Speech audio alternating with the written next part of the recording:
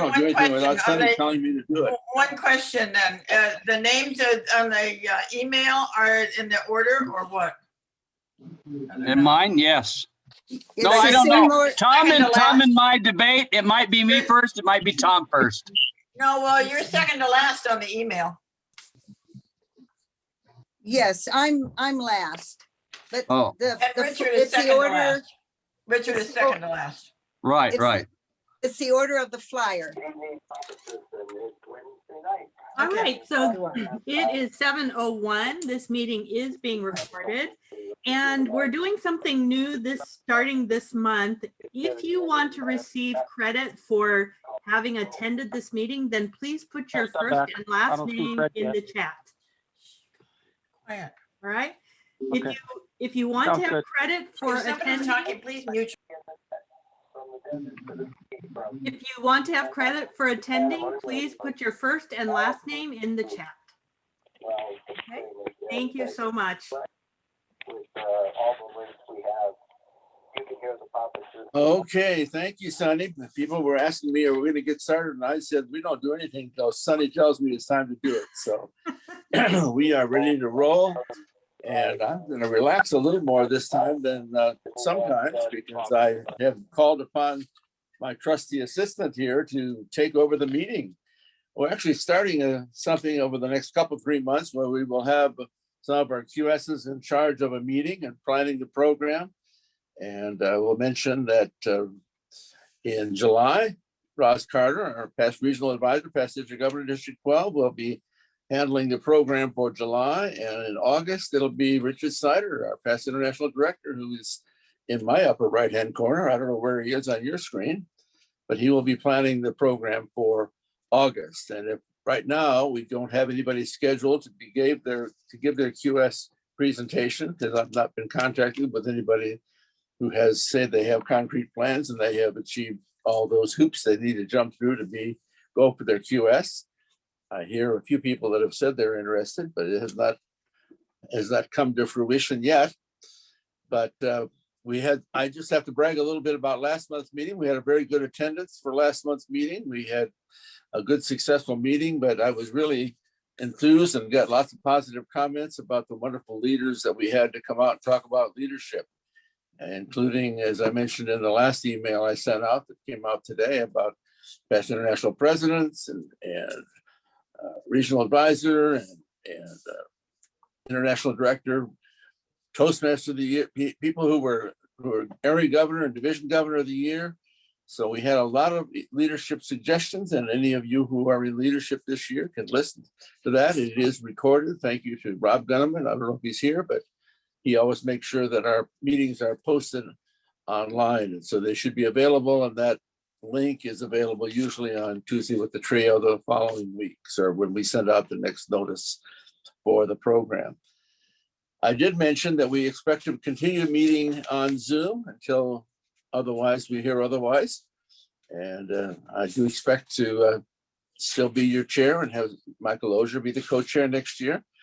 And we will expect to have meetings like this for a while until we get the clearance from all those powers to be. We were given assurances from the VA hospital that they are going to welcome us back when they are ready to welcome anybody back. So that will be at our horizon.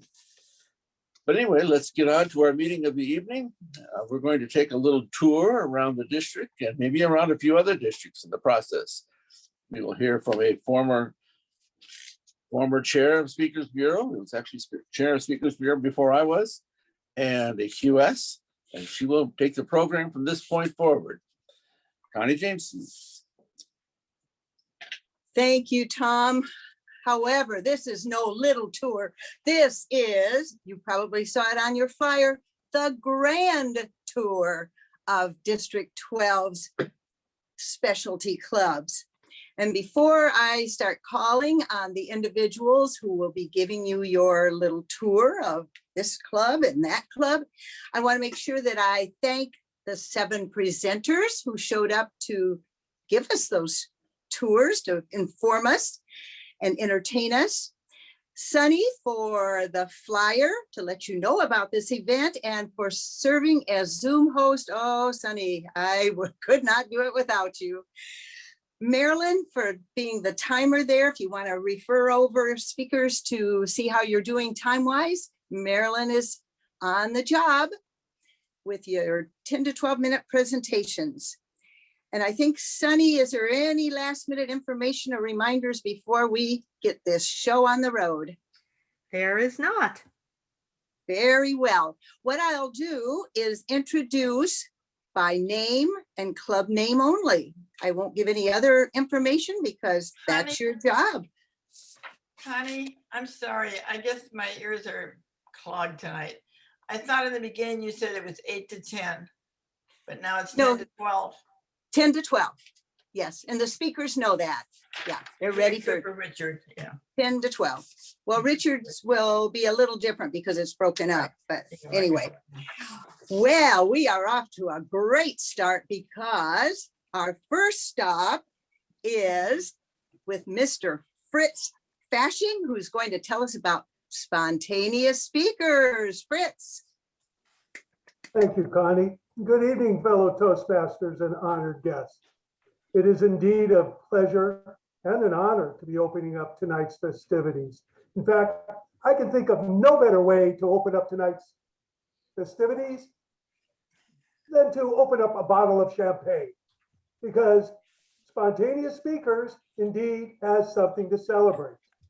We have been around for 40 years. That's right, 4 decades. So if you'll bring your glasses forward, I'll be more than happy to. Oh, gee, I guess that's not going to be possible, is it? Well, I'll just have to finish this bottle myself. Meanwhile, let me tell you a little bit about our club.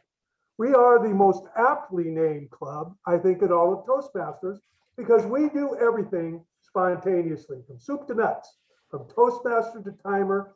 Nothing is pre-planned. Well, almost nothing, but we'll get to that.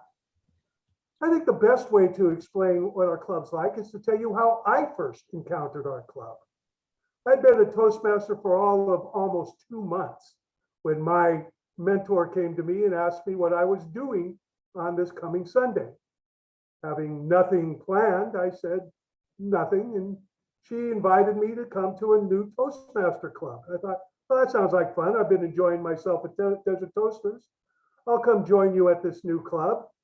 And she said, good, we'll be carpooling. We'll be going up to Calamasa, and we're going to the Bob's Big Boy in Calamasa, which is where the club holds its meetings. Now, Bob's Big Boy, if you've never been there, is just your basic diner, but they had a really nice big room, perfect for our purposes. It could seat a good 30 to 40 people or more comfortably, with still room for a lectern and an ability for everybody to get up and give their speeches.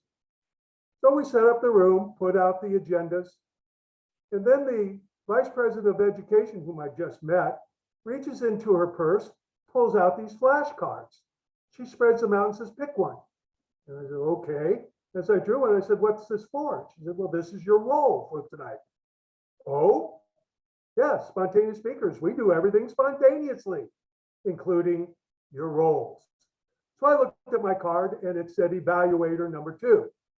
Well, I had only just given an icebreaker. I wasn't ready to be evaluating anybody's speeches. And I told them so. Not a problem, she said, draw another card. So I took a deep breath, drew another card. This time I drew Toastmaster. Yes, first time I was ever at Spontaneous Speakers, and now I'm Master of Ceremonies. That was quite an introduction. And it's been a fun ride ever since. Now, we can't draw cards anymore. So if I can get the screen share to work, I'll show you what we do. See, there. We put everybody's role on this little wheel. And then we go from picture to picture and we say, spin the wheel. And and get spun. And when this is your turn, you will be tonight's first evaluator.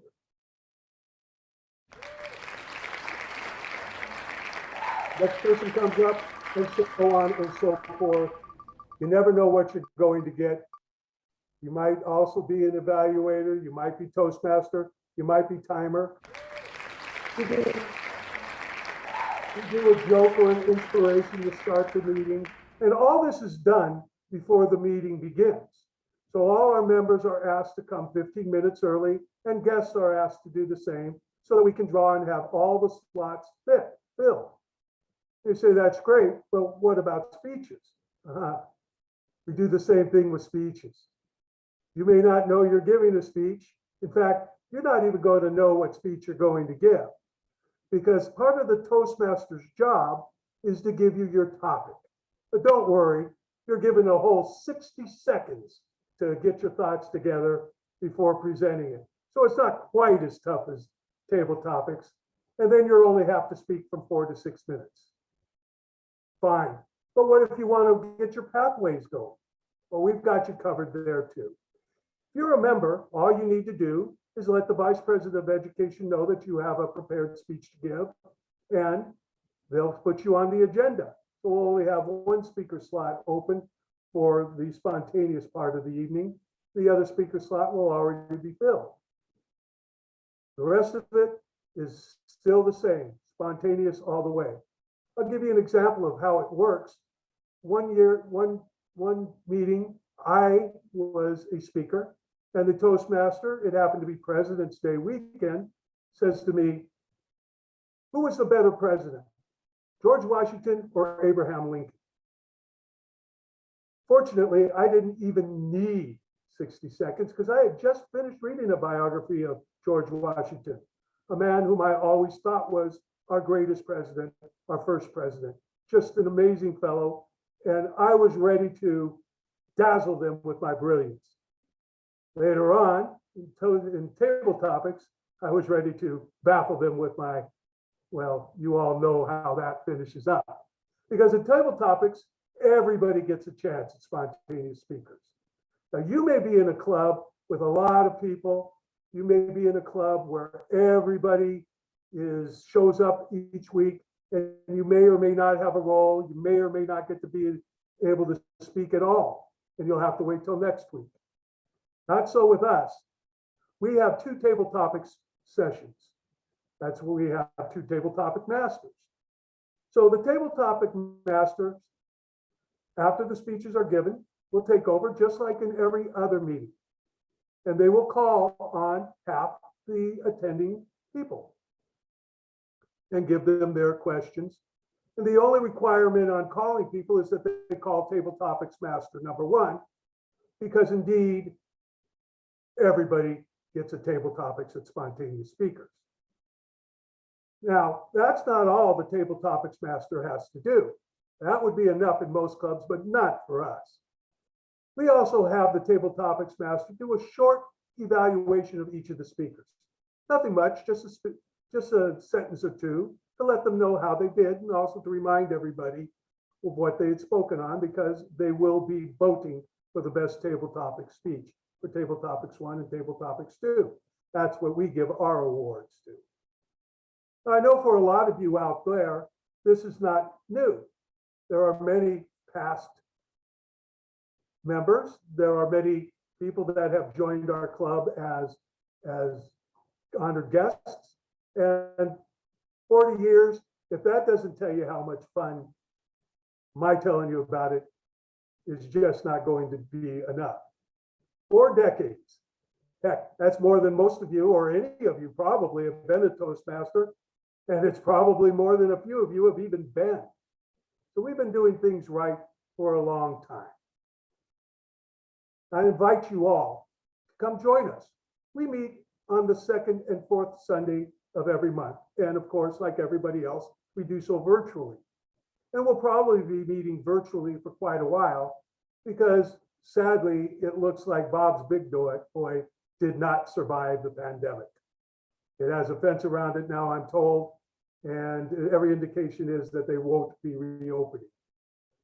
We may end up staying virtually for most of the time. We were talking about it. We're coming up with new ideas on how to grow our club. And because we want to be President's Distinguished, we've added the ability to give your pathway speeches as they come along. So you don't have to be a seasoned Toastmaster. Like I say, I was only 2 months in, and our latest member is only 3 months in. Anybody can join, anybody can have fun. You just have to be willing to spread your wings. You have to be willing to challenge yourself a little bit more than most clubs. Because as I say, everything is spontaneous. So I would like to say thank you to all of our members, past, present, and to those of you who are future members. Please come join us. Please be a part of our Sunday nights. And thank you so much for listening. Connie. Thank you, Fritz, for your presentation. You mentioned about future members. That is one purpose of us having this for our Speakers Bureau, is that we will perhaps you will find it intriguing as you hear about these various clubs and want to go visiting and perhaps actually join them. Tom and I have been to Spontaneous Speakers a few times, and it is indeed enjoyable and gives you that much needed practice in the impromptu speaking. We know that that is something that we use day in and day out in our lives. So thank you, Fritz. And now we move to our second presentation. That is for health happy Toastmasters. And I'm going to call on Martha Alvarez, who will share with us. I think she has some team members there to give us the grand tour of that club. Martha, please. Thank you very much. We are going to start our health happy introduction with Susan, one of our newest members, and I'm very proud to have her here with us speaking for Health Happy. Susan, please. Thank you, Madam President and fellow Toastmasters. Good evening. It is my distinguished pleasure to tell you about our awesome club, Health Happy. But let me start off with the question. What does it mean, health? Me, I'm pushing 40. Health is getting back to my high school weight. What does it mean to be happy? Well, in a year of distance learning, it's not having to do a Zoom meeting with my kids. But for someone else, health, happy, that could be something completely different than the two things I just mentioned. And that's what our club is. It's a unique group of amazing individuals.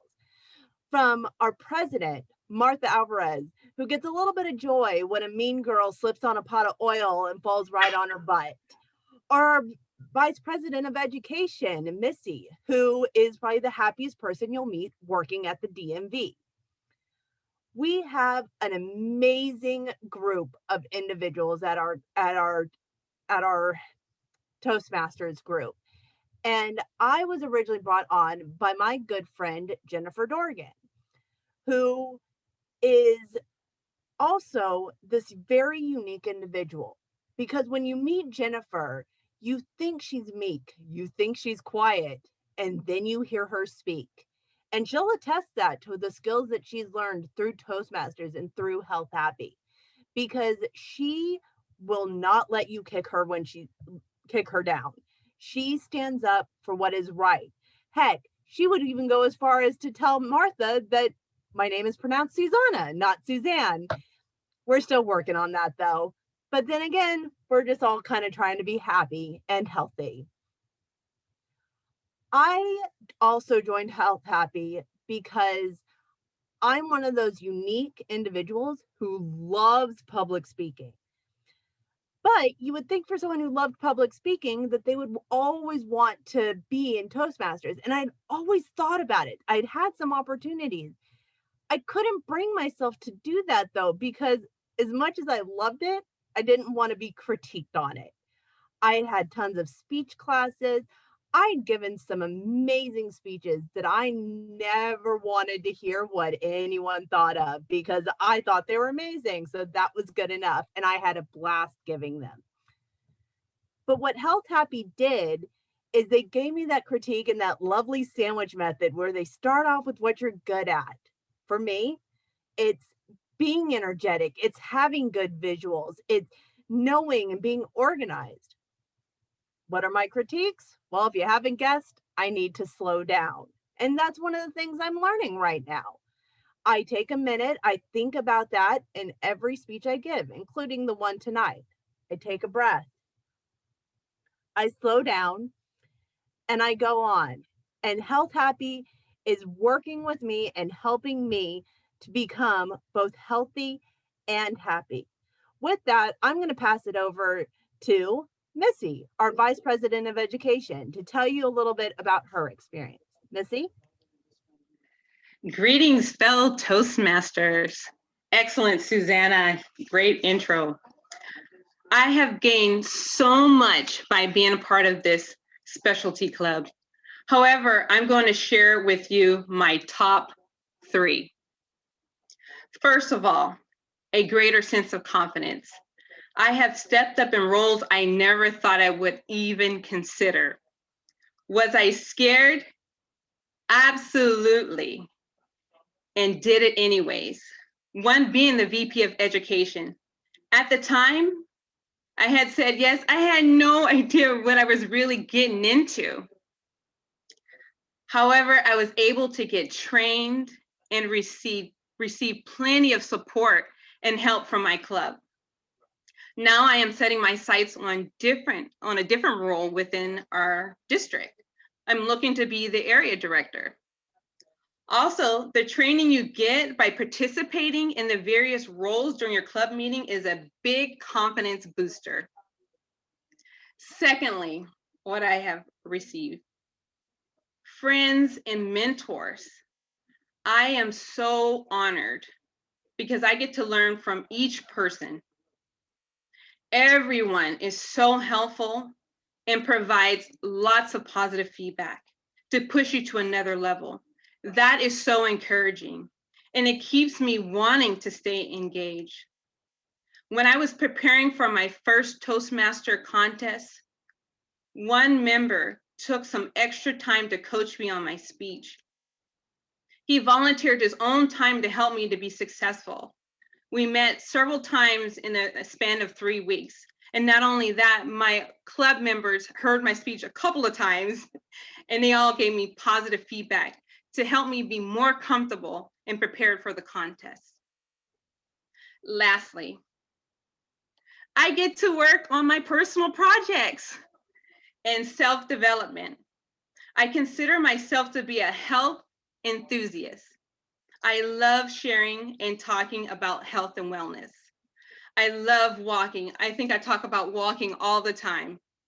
And as a result of sharing about walking with my group, other members have started walking, and it's so rewarding to hear other people picking up one of your joys that you have. I am constantly learning something new concerning health and wellness. Besides speeches, we have a segment that is solely about health, which is a huge factor of why I decided to join this club. As a result of being in this club, I got a speaking engagement, and now I have another one scheduled in August at a women's retreat. And guess what I'm speaking about? Health. I'm a cancer survivor, and I get to share how I overcame cancer. I have grown so much. I had a slow start because of my own fears. And now I am moving at a great pace because of my club. Because of the greater sense of confidence that I've gained, because of the awesome friends and mentors that Health Happy has, and because I get an opportunity to work on my personal projects and have self-development as I'm sharing with this group. Thank you, Martha.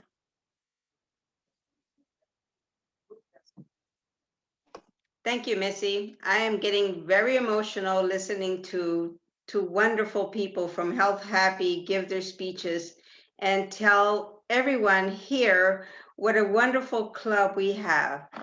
I have a whole set of speeches that I was getting ready to give about who we are. However, I cannot express it as well as they have expressed what Health Happy is all about. Health is not just about dieting, eating right. It's about having good friends, good mentors, good relationships, smiling, laughing, and being able to share our own personal moments through some of the speeches that are given by some of our members, which make us sometimes feel that we're part of their family. And when they touch home, where we know that we have lived those moments and they're just reminding us of what we've gone through. So in a sense, we are also mentally being healthy.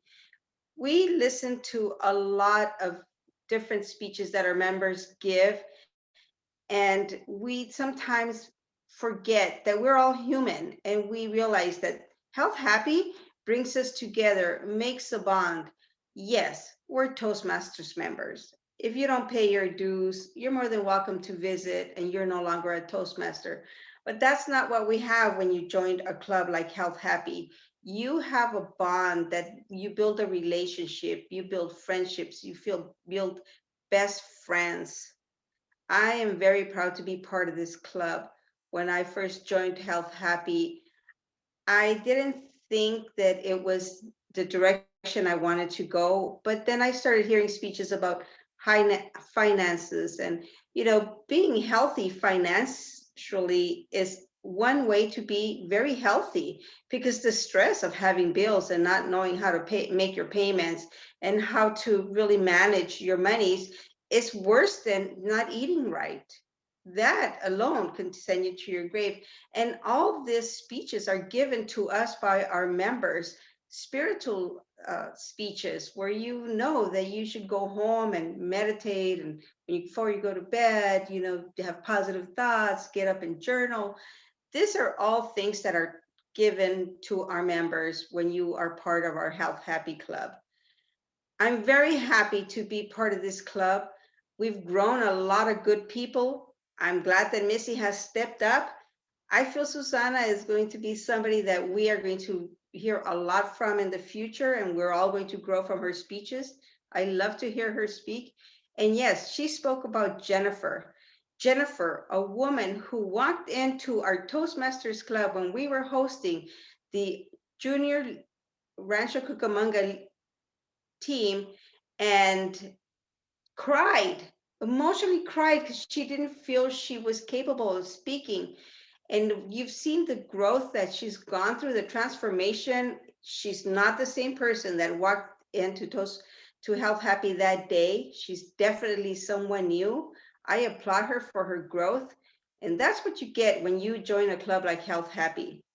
It will allow you to not just grow mentally, physically, healthily, but also spiritually, and at the end, to have a family that stands behind you, will support you through whatever you do, like Missy, who's taken on a division, area director's position, and we are there to support her. She knows, she's not afraid, because she has Health Happy, the whole club behind her, that if she ever decides or feels that she's not standing straight, we are going to be behind her and push her forward. Thank you very much for having us at this meeting. Thank you, Susanna, Missy, and Martha. What I enjoyed is getting this broader definition of health, and it really does make sense. So thank you for sharing. Number 3 stop on this grand tour is to hear from Mr. Ed Ettinghausen, all about Standing Ovations Club. We're all yours, Ed. Thank you so much, Connie. Standing Ovations is a club that actually my wife, Martha, and I had started 2 years ago this month, and we didn't have the membership that we needed in order to be able to charter. And then Suzanne Leonard stepped up and said, all right, Ed, it's been a year. Let's get this thing off the ground. and really took the reins and recruited a number of people. And so we actually, on the 19th, Juneteenth, we will celebrate our 1-year anniversary as a newly chartered advanced club in District 12. We are geared towards helping people become TEDx speakers or qualified speakers for District 12 or even an accredited speaker. And we do things like other Toastmasters, but we have a couple of features that are rather unique. For one, we like to get as many people involved in table topics as possible. So instead of the typical format of a minute, minute and a half, and 2 minutes, we shorten it up a little bit. We have a 30, 60, 90-second scale that we go with. And that allows us to hopefully get everybody involved that's there at the meeting in our table topics. We also have room for 2 long format speeches, and then something that I picked up from my visit to spontaneous speakers.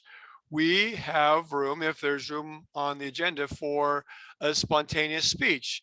And the Toastmaster has the topic, and someone first volunteers, and then gets the topic and immediately goes into their topic, 4 to 6 minutes.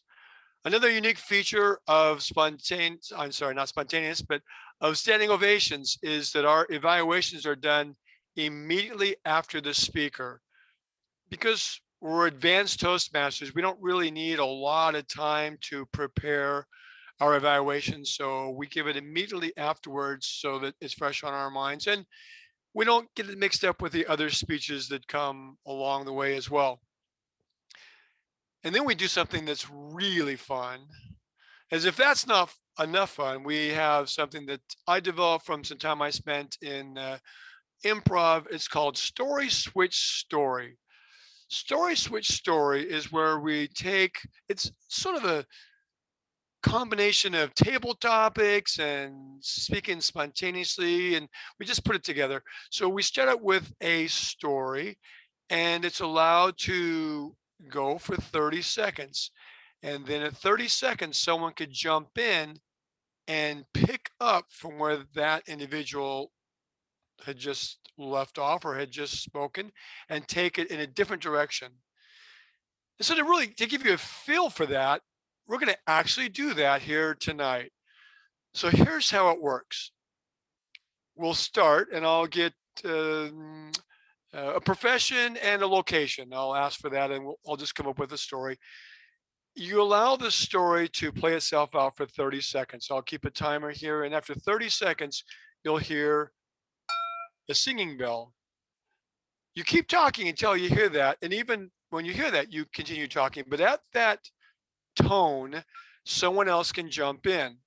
And the way it works is you'll say switch. But because we have so many people, we'll actually start out with Ralph and Suzanne and Roz are part of our group. So we'll start out with having those 3 individuals join in. And then after that, others can join in.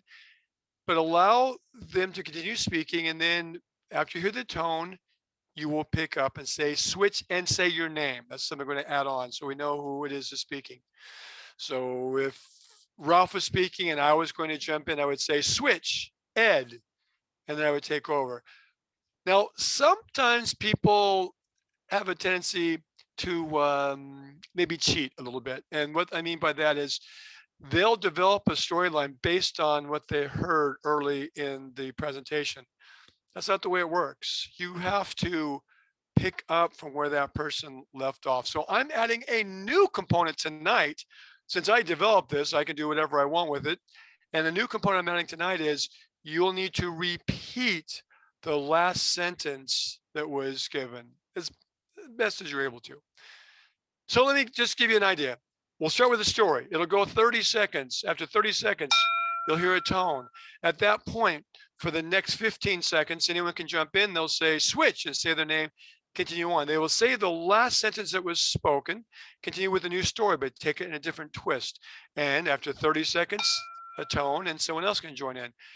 Now, if 15 seconds go by and no one has switched, I will say switch and I will assign it to someone. So you have to be on your toes. You might get picked to continue on with the story. All right, make sense? Well, here we go. I need someone to give me a profession, any profession, but more colorful is better. Dog catcher. Dog catcher was the first thing I heard. Dog catcher, and I need an exotic location. The Sahara Desert. The Sahara Desert. And here we go. Well, of course, my job is as a dog catcher in the Sahara Desert to look for the sand dogs. I search high and low. Usually they only come out at night because it's so hot and they're hard to spot. They lurk in whatever shadow they can find. But I'm always ready. I have my net handy to catch those sand dogs. When I catch them, I send them back to the city where they belong. Because out there in the desert, there's really no place for them to find food and water. And if I don't catch them and send them back to the city, they're just going to die. So I was going about my job and I saw a purple dog. I'd never seen a purple sand dog before. Switch Raj. I've never seen a purple dog, but I know several people who have. You know that town across Palm Desert where it's so hot people's feet turn purple? Well, they have purple dogs. And I imagine that when someone wants to purchase a dog or take a dog for a walk, they don't think about the sand and the heat and some beautiful palm trees in Palm Desert. But the purple dog is bound to catch everyone's attention. Continue on, Roz, until someone takes over. Okay. So I went to the vet and I saw that the dog vet had an advertisement for purple Switch, cats. Suzanne. And the advertisement for that purple dog was very specific because they have been deemed a special breed in that that purple color helps them trip trap across that sand. It's a temperature thing. So if the sand gets too hot, their whole system is able to change that about, but they have to wear special little booties in order for that to do that. And so the difficulty in having a sand purple dog is that the booties are very expensive. So most purple dog owners just kind of rotate those booties around and that seems to help the purple dog. The other part is if you are holding the leash of that purple dog, that special temperature kind of thing also helps your own body temperature. So Switch. Ralph.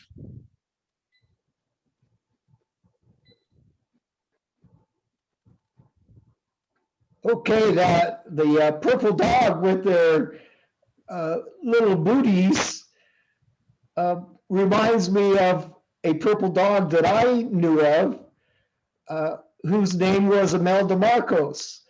This purple dog had 500 different booties. And she was very perplexing to me because I wonder how she ever chose between one pair of booties and the next. And she told me that what her method was, but you needed to have a PhD in mathematics to figure out her system. Switch. Richard.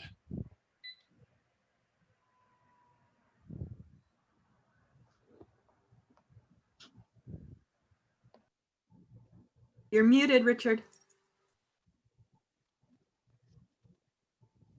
I'm gonna have to take a pass. I'm working on my presentation.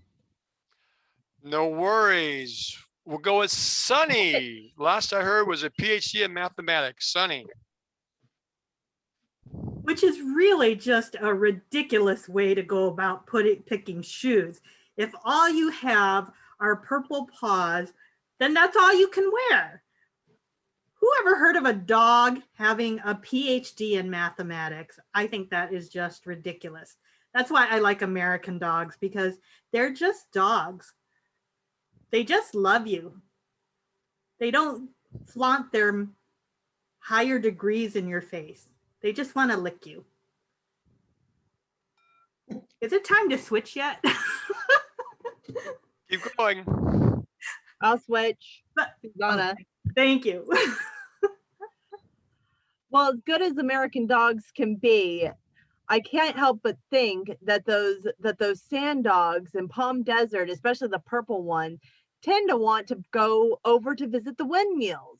And then they have the distinct problem of getting stuck in the windmills. And that's when the dog catcher comes back. And the dog catcher has to get them out of the windmills and then take them back to El Paseo, because that's the only place that I've ever seen the purple dog. But when you get to the old-fashioned dogs. Conclusion, Ed. At that moment, I woke up to the wet tongue of my dog licking me. He had pulled the purple slipper up onto my bed, and the fan was going on over my head. And somehow, putting all those together, my dream or nightmare, it just really came about. And I was so worried about my mathematics PhD that I was trying to finish up that somehow the purple dog just took over. And that's where my dream went on that very special day. And that is how we do story switch story. That's one of the fun things that we do. And spontaneous. Yeah, I'm stuck on spontaneous. Standing ovations has one other very unique feature. When someone gives a presentation, anyone gives a presentation, when their presentation is finished, we use something very special. And Ralph and Roz and Suzanne and Sunny's a former member. What is it that we do that's very special at the end of a presentation? Let's go ahead and demonstrate that for everybody now.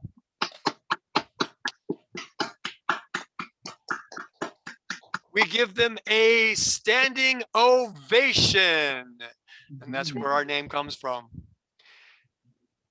I do have a little bit of time. If anyone has any questions, by the way, we meet on the first and third Mondays from 6:30 to 8 p.m. So if anyone has any questions before I turn it back over to Connie.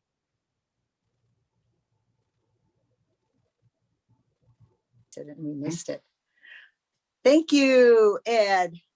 It's fun for me to hear how we have these clubs, these specialty clubs, and they still have the basics of what's so important about our Toastmasters organization, but yet each one has its uniqueness of what it offers or the uniqueness of who it might appeal to.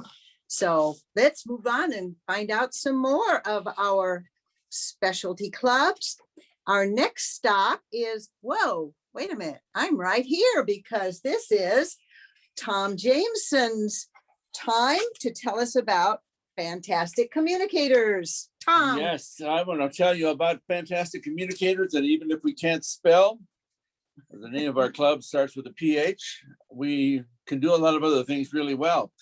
But before I do that, I want to talk about this is a great example of the method and the madness of the theme for the evening, because we had a number of things we thought about doing that, and that was that maybe these clubs could find some people that are interested in joining them. That's one part. Maybe people will get some ideas about things to try in their own clubs. And we have some things that we do in Phantastique that is something, and you saw some examples during each of the presentations on issues, either for your own speeches, for themes for your speech, or themes for a club meeting. Make it totally spontaneous, or later on, make it a debate. But anyway, Phantastique does a fantastic job of evaluating. That's our great claim to fame. We have a number of qualified speakers that belong to the club, a number of past district governors that belong to the club, people who have had a lot of years of experience in the club. And I know that Ed comes by there once in a while, and imagine being evaluated by a accredited speaker. That's a pretty special experience. But every speaker that speaks and gives a speech at Phantastique Communicator gets a full round robin evaluation and an individual evaluation.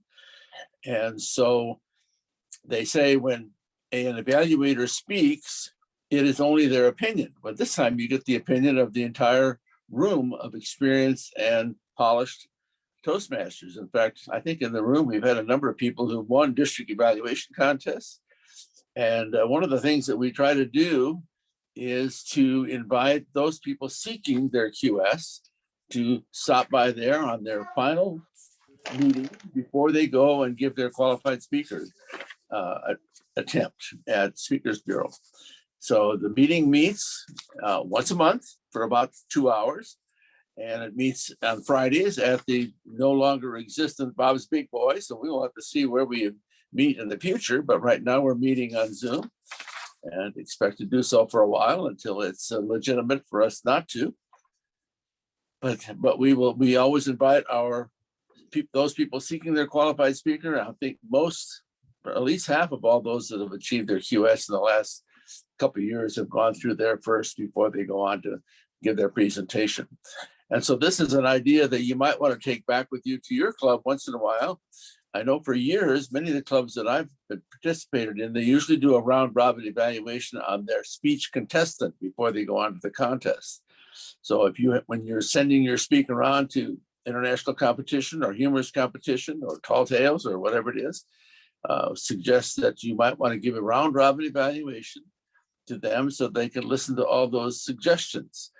Now, as I always tell people who are going into contests, well, you don't take all the suggestions because, well, my fun story about that is giving a humorous speech to a club that didn't laugh at all and ended up winning district humorous speech contest. So you never know whether the opinions are going to be right. You want to listen to, if you see a consistent opinion, then there's something you want to watch for, post evaluation for. But Fantastic Communicators has been meeting for quite a number of years, focusing on evaluations and helping others to become better speakers. And Connie, if you have anything else to add, you also belong to Fantastic Communicators, and if you have anything else to add, I don't see Bruce has been the stalwart holding our club together, Bruce Campbell, and I don't see him in the audience to have him to add his 2 cents, but Connie, any 2 cents to add on Fantastic Communicators? No, I think as Tom stated, that the round robin evaluations are valuable, and still you get your written and your oral evaluation from an assigned evaluator. But this would be also a place where not only the qualified speakers, but those that are planning to head out and speak in other venues before other groups. Tom and I have recently been sending a lot of speakers out to Kiwanis or Rotary clubs. And if you're planning to speak before a group such as that, coming to Fantastic Communicators or Standing Ovations would be a place to be able to practice a longer length speech. So it's definitely of value. And I've heard people say, wow, this is so valuable to hear what people say about a presentation, because you may focus in on one part of that presentation and then somebody else thinks of something completely different and you think, wow, that's amazing. I didn't even consider that. So it really is educational, both the speeches and the evaluations that we hear in that round robin format. Opinions rather than just one. Mhm. Okay. That's it. That'll do it. Okay, that'll do it, he said. So we are ready. Thank you, Tom. We are ready to move on to probably the newest of our specialty clubs. That is Pay It Forward Toastmasters. And the person to make you informed is Jeremyha Lyle. Jeremyha, please. Awesome. Thank you so much, Madam Toastmaster, fellow Toastmasters. Have you ever wondered where your district leadership gets their training from? Well, I have a secret for you. They are now getting it from Pay It Forward Toastmasters. You see, Pay It Forward Toastmasters is one of the newest clubs in District 12, but we are also one of the most exciting and dynamic groups that I have found. It was dreamt up of an idea of how do we help District 12 grow, and how do we help our district leadership succeed.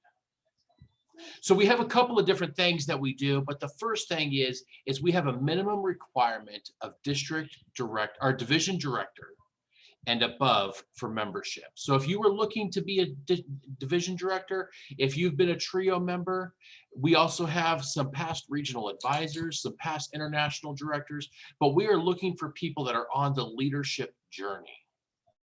Because inside our club, that's where we focus, that's where we grow. We work with our members to be able to ensure that they are ready to take on the next leadership role that they have. And I have already in just our couple of months, some success stories. We've had an opportunity to be able to watch one of our very own, actually our very own president, become the first distinguished division director for our district, which is very exciting. And I want to congratulate her, and that's Tomi Daniels. So she was our division, she is actually our club president. She was a distinguished division director, but it's great because some of the information and some of the struggles that she was having, we were able to talk about within that club and be able to help build and help her problem solve to be able to help achieve success. You see, that's the main goal for this, is we want to be able to be a resource and we want to be an asset to our district. We want to be able to work with our up and coming leaders, because guests are always welcome. You're welcome to be able to come find out, what does a finance manager do? As a matter of fact, that is our meeting topic next month. We meet on the third Wednesday of every month, and we would love to have you there. And we're going to be talking about district finances. And we have a past district finance manager that will be talking about that. We have topics that'll be coming up, and all of our speeches and all of our table topics are related to those. So it gives you an opportunity to be able to get firsthand knowledge from a group of people that have served in those very roles. And that's the true power of Toastmasters. We've all joined Toastmasters, and most of us join for the fact that we want to become better speakers. But I have found over my 12 years that the true Toastmaster experience is in the leadership path. That's where you really start to grow.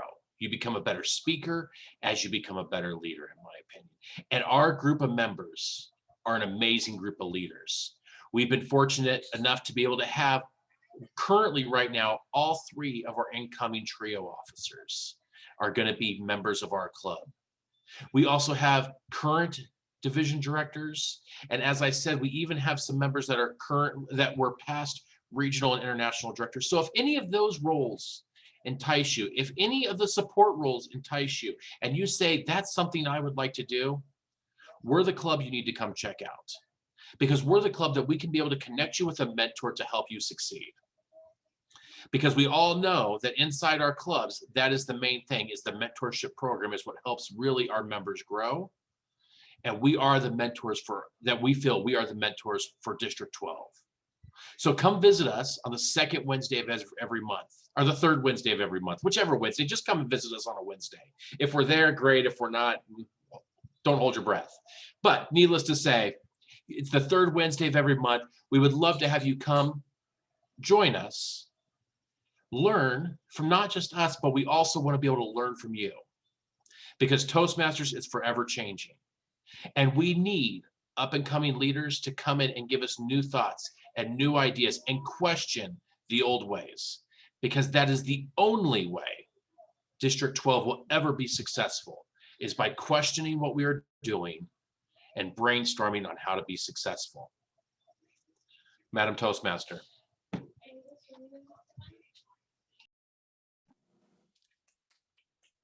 Thank you, Jeremiah. I like that you indicated most of us are not district leaderships, at least at the level you were indicating, but how you can be a resource and that you would welcome us to bring our concerns to you to help the district together as a group of members in your Pay It Forward Toastmasters. I imagine many of us are intrigued by what a meeting of this next club might, well, what would it be like to visit? I have not done so, and probably most have not, but perhaps we'll be encouraged to do so as Mykal Olson tells us about the Riverside Chinese Bilingual Toastmasters. Yes. take it away and share with us, please, Mykal. Thank you very much, Connie, and you are absolutely encouraged to come join us sometime in the near future. First, let me make it clear, I did not come here to make a speech. I came here to talk to my friends, and you are all my friends. I have been a Toastmaster for almost 6 years. When I was looking for a Toastmaster club to join 6 years ago, I looked at the club names and I wanted to pick something that interested me. I love the name Burnt Toast. That's a great name for a Toastmasters club. And Tom Jameson recommended a club for me that I loved, which was Phonic Fury. Great names. They are memorable and they grab your attention. Riverside Chinese Bilingual Toastmasters. I don't feel that it's memorable or grabs attention. Let me explain. After joining Toastmasters, I began studying marketing. And so I understood that a title or a name of a club is very important to grab somebody's attention, to get them interested in what your club is. And with all due respect to the people, to my friends who chose that name, I could have been a little better, I think. For instance, is the name descriptive? Riverside. Well, if I'm not mistaken, there's probably a Riverside in every state. And we didn't even put our state, California, in the name. It's just Riverside. Our club is so much more than Riverside, California. We have members coming to us from South Carolina. We have members who come to us from China. I am going to be moving to Denver next month, and I'm still going to be a part of the club. In fact, I've been asked to become the club's president for the next term, even though I am going to be in Denver. We have recently had a new person joining us who is originally from India, and he's coming to us from Kuwait. We are not a Riverside club. We are a multinational club. One of the reasons, of course, is because of Zoom. Our club just recently celebrated our 2-year anniversary, which means a year after we started, the pandemic hit us. So we had to quickly join the ranks of Zooming into the future. And what happened? We were now able to connect with all of our friends all over the world. Our founder, whom I originally met at Phonic Fury, and for some strange reason, she thought that I would be a good mentor. After a year of her being here, she had to return to China before the launch of our club. So I joined the club because I didn't want her dream to die. But now with Zoom, our founder was able to return and come to our meetings again.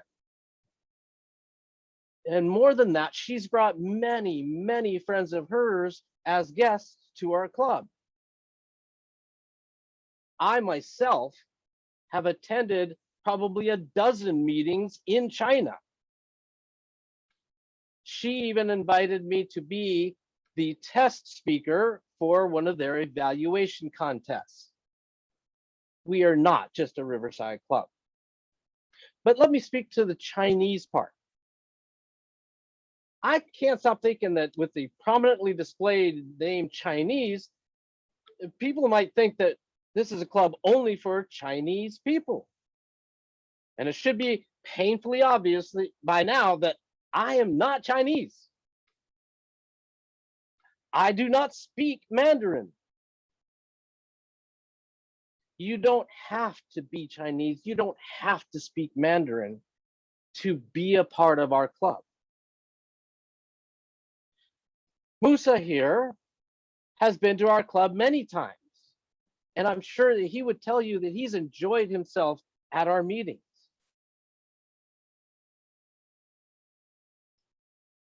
I want you to know that what we need is you. We need native speakers, more mentors for the people who come that might join if they know that there's plenty of people that they can learn from. We need more fun and friendly people like Ed to come join our family without borders. We could use tech-savvy people like Sunny to come help us with our far-flung adventures. And we need people well-versed in growing clubs, in social marketing. We need teachers, students, trainers, business people. But what we can offer you is we are a family of incredibly bright and positive people. We always have extremely diverse and fascinating topics, personal stories from far off lands in different cultures. And we have only been a club for 2 years, so there's a youthful enthusiasm and dedication to education and learning. We hope that you will come Zoom into our meeting and perhaps Zoom into the future with us as well. Recently celebrated our 2-year anniversary. I can tell you, however, that the strength of this club has been so great that as of right now, I believe we are 1 new member away from becoming distinguished and 1 more goal away from presidents distinguished in our 3rd year of existence. So I want you to come see what our club has to offer. And I know that you will find something that interests you. And I see a number of people here also that have originally been in part of a book club. Mykal Oser for one, Sunny and Roz. I recently took an idea from that club and I started a role called Literary Master, where we will read something or maybe write something and come share it to the club. It's a great way for us to give some kind of inspiration or new idea to the other members of the club. And if you like that kind of a thing, this would be a good role for you to come in and fill. So I encourage you to come to our meetings. We meet every Sunday at 4 p.m. unless you're in China, which would be Monday morning at 7 a.m. Come to the meetings, enjoy this fun family atmosphere that we have, and probably take away something more than what you thought you were bringing. Thank you very much for the time to come talk about our club, and I look forward to seeing you guys in the future. Connie. Thank you, Mykal. I wondered if I would be learning Chinese if I visited your club, and I probably would learn a little bit, but I think what I took away from your presentation is that I could be of help to the individuals in your club, maybe serving some purpose such as a grammar lesson, making that fun, or bringing information to the meeting. So maybe put out your needs and there'll be people step up to the plate to help out and they will get to experience your club meeting as well. So great job. Absolutely. Connie, just one real quick. Once a month, we have a meeting in Chinese. I'd encourage you to try one of those meetings because I have evaluated somebody in Chinese, but I could evaluate them on their communication skills, in their speaking skills, their presentation skills. You don't necessarily have to know the language. So thank you, Connie. I appreciate that. Ah, interesting indeed. Well, thank you for sharing. We are, wow, at the 7th stop in our grand tour. And this individual, I was told, created this club about 15 years ago. Richard Snyder created the club that's one of my husband's favorites. That's Debatable Toastmasters. Richard, share with us, please. Thank you, Madam Toastmaster, fellow Toastmasters. Our founder, Ralph Smedley, said that people learn best in times of enjoyment. And I would say that That's Debatable is a great representative of people having fun in times of enjoyment. As I was listening to the previous speakers, I heard a lot of people from clubs, advanced clubs or specialty clubs, that are in their 1st to 3rd year. That's Debatable has stood the test of time. We're in our 16th year and serving District 12 and our members. In fact, when we formed 16 years ago, That's Debatable was only one of 2 or 3 Toastmaster debate clubs in the world. Today, there are close to 20. So we were one of the first in the world. We have a lot of fun. I like to think of Toastmaster debating as Toastmasters on steroids. We've all heard that Toastmasters teach us how to learn, think, and speak on our feet. Well, we do that all the time at That's Debatable. Tom has frequently said that one of the best ways to learn is to be prepared to debate on either side, and our members regularly do that. We give guests the opportunity of debating at every meeting, and it's amazing how well they do. They jump right in and do a great job, but we encourage our members to be prepared to debate either side. In fact, what we usually do at the beginning of the meeting, we ask for those who want to debate, and then we pick names from a hat, and that determines which side they're going to debate on, and also numbers 1, 2, 3, 4. We regularly have anywhere from 4 all the way to 10 debaters. And because we are a Toastmasters club, everyone who debates 3 to 5 minutes gets credit for a speech. We always have, in true Toastmasters tradition, we always have speakers, debaters. We always have table topics, which are related to our topic of the evening. And we always have evaluations. And speaking of topics, we have the very serious, timely topics, such as Supreme Court should add more judges, or college athletes should be paid. We also have fun or lighter topics because we need that in life. Usually in July's coming up, we have a patriotic theme. One of my favorites was Resolved, God Bless America, should be the national anthem. We also have fun holiday themes around Christmas, such as Santa should go on a diet, or Resolve, kids should be told the truth about Santa. As I mentioned, one of the great things we do learn in debate is debate either for or against. And we always have for and then followed by an against. And today we're going to give you, the audience, an opportunity to decide what Tom and I are going to hold a mini debate on.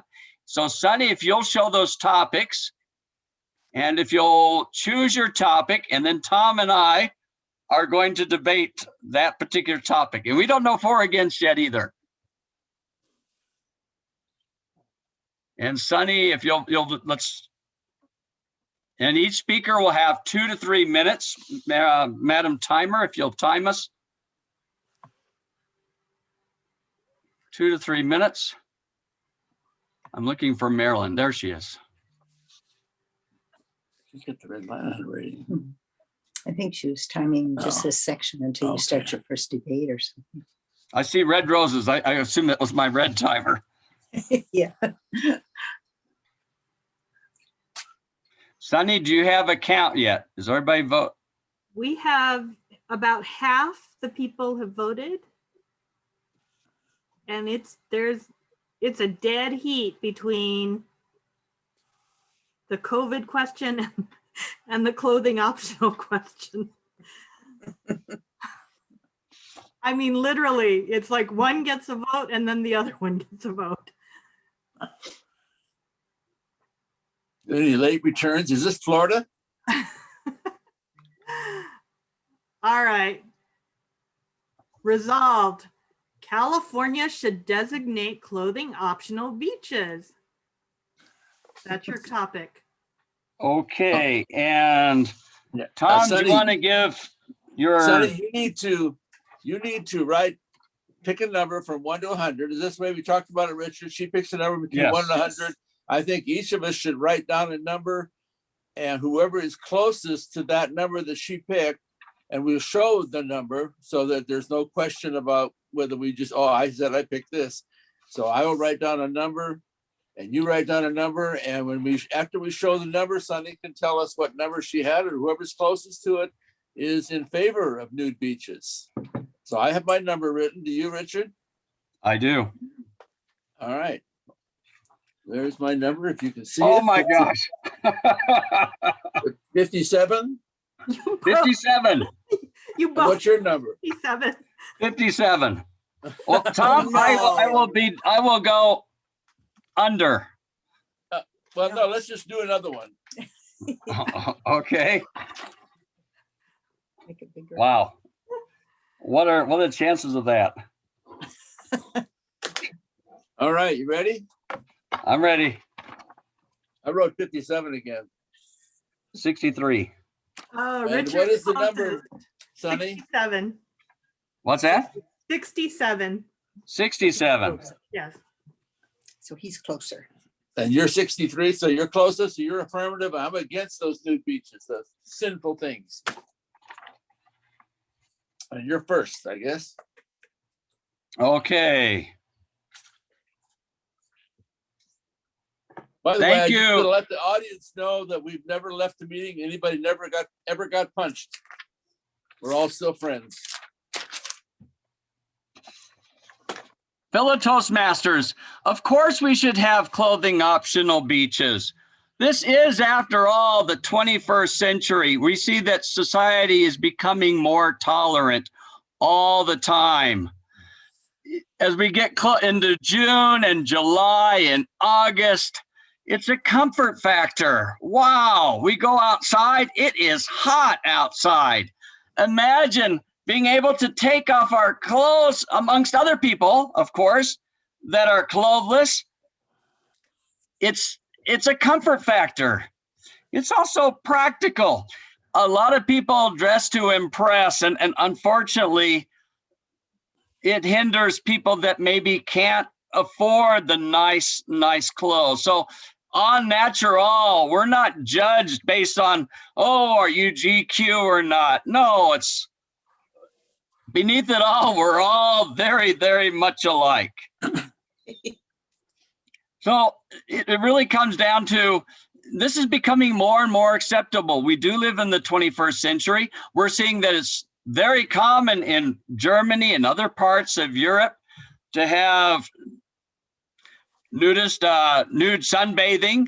It's very acceptable, and it's coming to America, whether we like it or not. So it's been said that change is inevitable, and we're not talking about on the streets. We're talking about nude beaches, a place where it's safe, a safe harbor. There's protection. We're all look alike underneath the clothes. The clothes are just covering anyway. As we get into hot months, just think about going to nude beaches where you're not being judged. You could take off your clothes amongst fellow nudists and enjoy nature. That's where we came from, right? So yes, we do need clothing neutral beaches for those who just want to let their hair down and enjoy life and enjoy nature amongst other nudists. Mr. Toastmaster, Madam Toastmaster. All right, Richard. I don't know where you must have been smoking something, because this whole idea of nakedness at the beach in front of all God and everybody, I think that's just kind of ridiculous.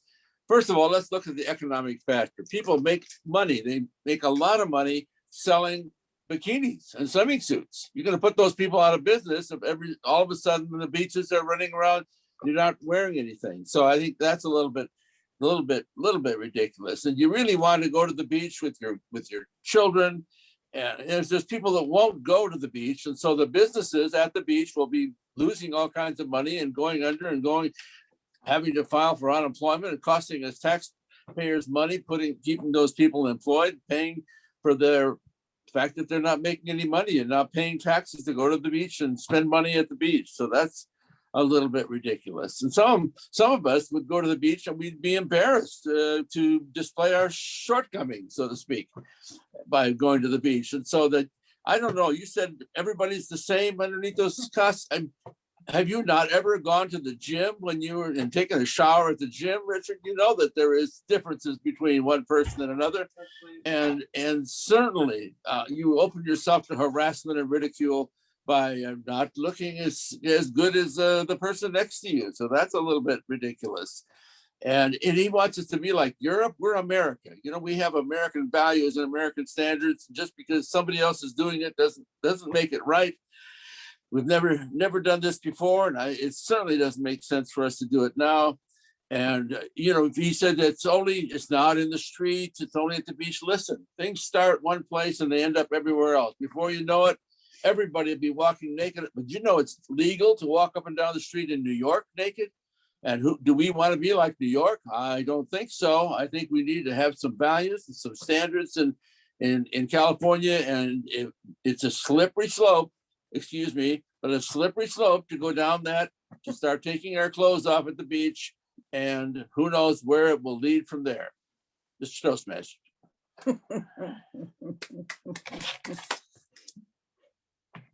Back to you, Richard. Thank you, Tom. That's just a very small sample of what we do. We have a lot of fun. At the end of the day, though, we're still friends. We get along very well. Tom and I have known each other 20, 25 plus years. We have a lot of fun. And the great thing about it is you learn to talk. You may not always agree with what you're debating, but you learn to argue in such a way that you come across as very knowledgeable, at least 5 to 7 minutes, 3 to 5 minutes. Are there any questions about That's Debatable? Wait, we meet the third Sunday of every month from 6 to 8 p.m.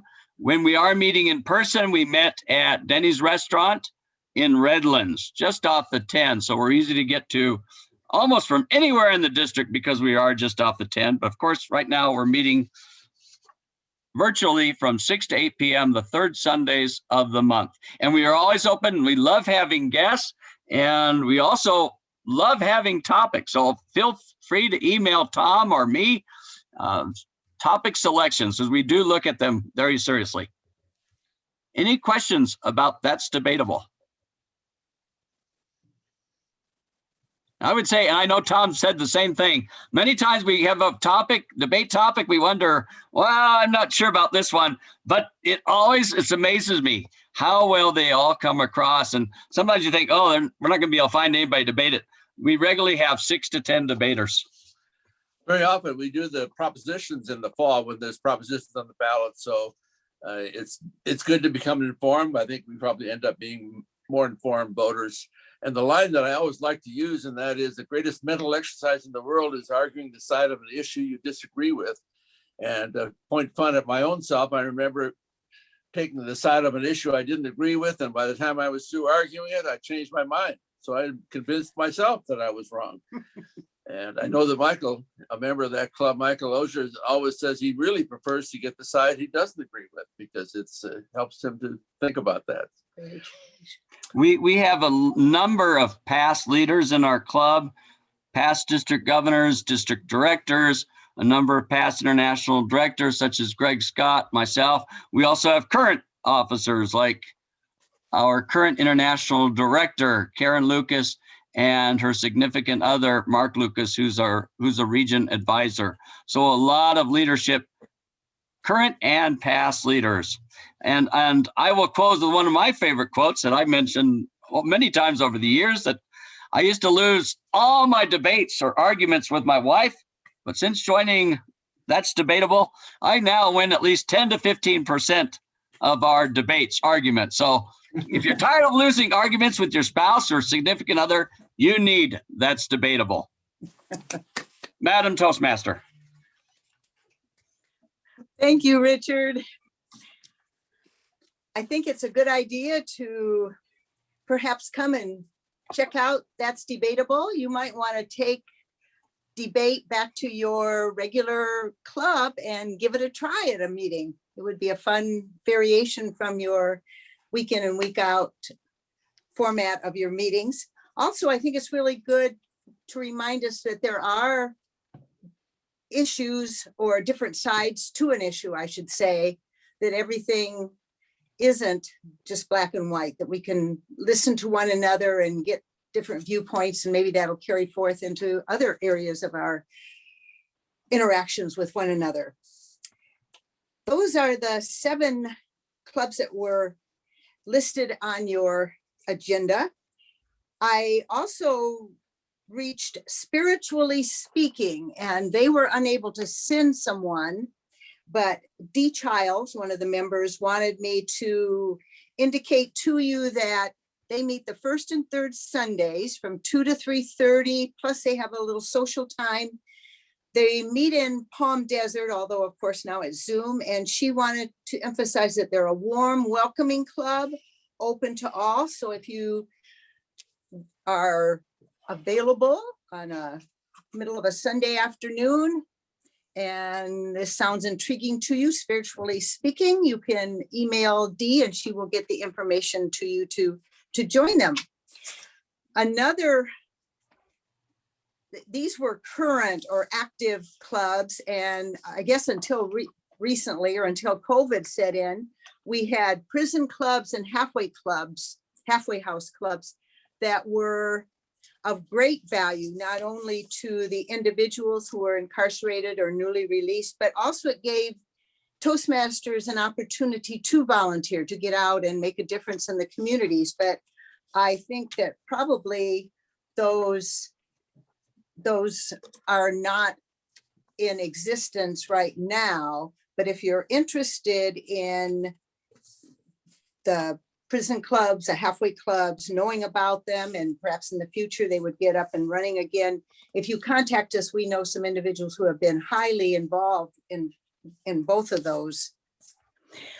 Well, as we were planning this meeting, Tom and I took a little detour and we took a trip down memory lane. We were amazed at how many specialty clubs have existed in District 12 in the past. And I'm going to share about them.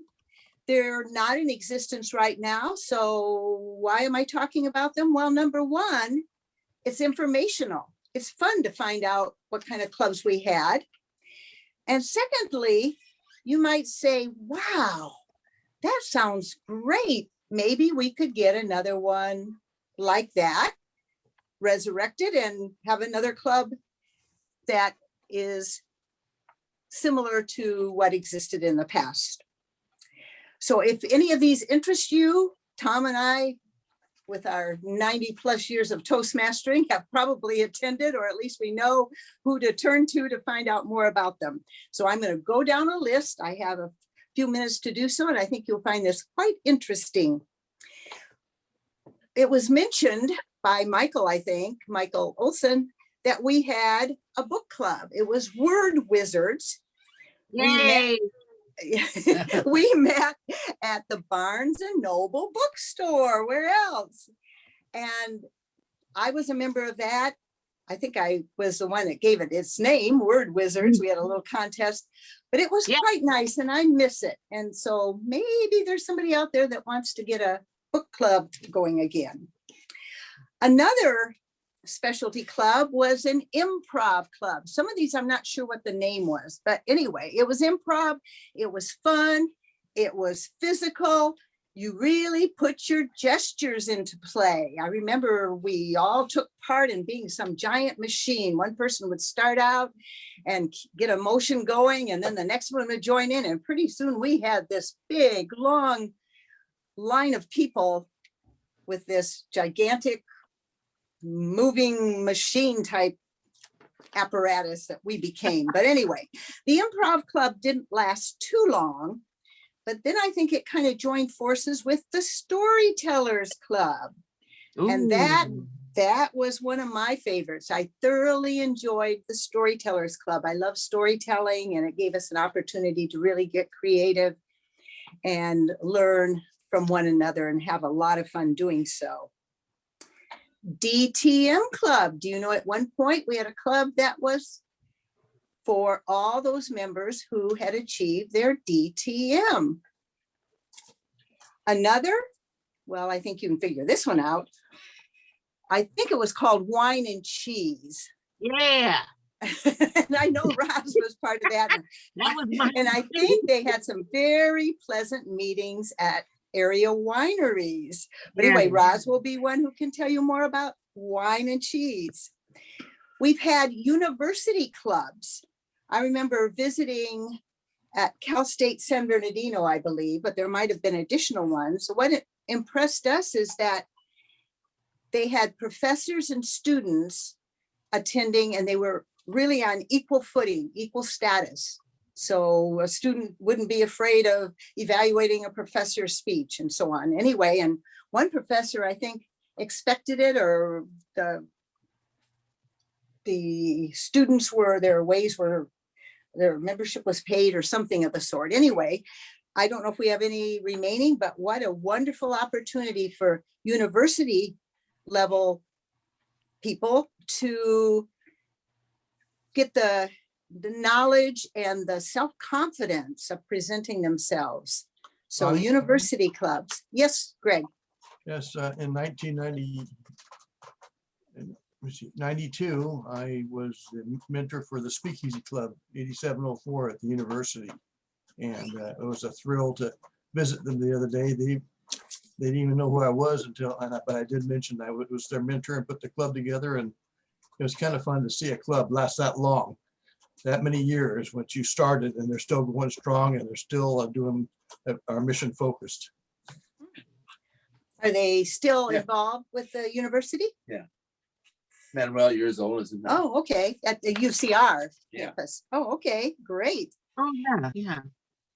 There was tumbleweeds, and I know tumbleweeds would roll on over to any of the clubs that were needing some help. Their mission was to assist clubs that needed assistance. Islamic Club. I remember visiting that. The meetings were held at UCR. At the Islamic Center. At the Islamic Center. And I have a couple cute stories there. I visited, and I really wanted to do what I should do to know about the club and dress appropriately and so forth. I think Lois may have visited that club, and Sandy Amelino. And so I asked, well, what do I do? And so I was instructed, covering my arms and covering my head and so forth. I tried to make sure I did what was appropriate. The club itself was for men only, but we came in and gave evaluations and helped out with the meetings. But what also intrigued me was, I believe it was Sandy told me that she went to the meeting, and following the Toastmaster meeting, they would be divided into men's area and women's area, different rooms. And when she went, they had delicious food from the countries. And I thought, oh, wow, that sounds great. So I went shortly after. I enjoyed the meeting very much. And then we were invited to stay with them while they had food afterward. And that meeting, they ordered pizza. So I enjoyed my meeting very much. It was quite intriguing, but I didn't get my food. Camelot, dedicated to humor. Ron Shockey was the one that started that club, and he was a winner of the humorous speech contest, at least one for our district. Was a QS. And he was a QS. And he was also a speech writer of jokes for Phyllis Diller or somebody. But anyway, so that one was dedicated to humor. Tom was looking around on the internet and found that there was I don't know which Middle Eastern country, there's a club, and the name of the club, I hope this is correct, is Ha Ha Ha Ho Ho Ho Hee Hee. I think that's a humor club also. But who knows? But who knows? Some more fun. We've had at least one, probably more than one, singles club, but the people got married. Somebody was describing to me, oh, the president, he was a good looking guy. And then this girl came in, and well, anyway, pretty soon people started marrying, and then there was no singles club anymore. Now, if you know Becky Palmer, you might give her a hard time about this. Becky Palmer went to a club. This is way back when we were still part of Founders District. And she was visiting. We think it was when she was area director, but I'm not really sure about that. Treehouse Fun Ranch. It was a nudist colony. And of course, everybody wanted to ask Becky, where do they put their Toastmaster pins? It gives a whole new meaning to the word fig leaf, you know. Yeah, your fig leaf. Oh, well, but I don't think they were nudists for the club I meetings. had a different name for it. I call it the Happy Valley Fun Farm. I'm not sure. There was, not in our district, but I believe Founders District, a club we heard about, and some of us went over together because we wanted to check this out. Woohoo. I think it was Sandy Amelino found out about it. It was called Taboo. And we were told no subject, no language, nothing was off limits. And I thought, oh my goodness. Ooh. And it wasn't that wild. Not at all. So if you really want a wild club, maybe you should come up with your own taboo. Tom's saying maybe you need to come up with your own taboo club, because that one wasn't so taboo as we thought it was going to be. I wasn't really shocked. This is not a taboo, well, taboo also. This is a specialty club to me. Decades ago, I was area governor and I had to make my visits. I went to a club that to me was a specialty club for the early birds, dawn busters. I couldn't believe they met at 6:15 a.m. I am a night owl. And I thought, oh, wow, as I drove over, this is what the world looks like at 5:30 in the morning. Anyway, and they still meet, and I understand they've been meeting for decades and are quite a strong club. But yes. Now, ideas, those, and at the end, if you know of some other clubs that we've forgotten, we'll have you share, but some ideas. Perhaps a club in a retirement community or senior center.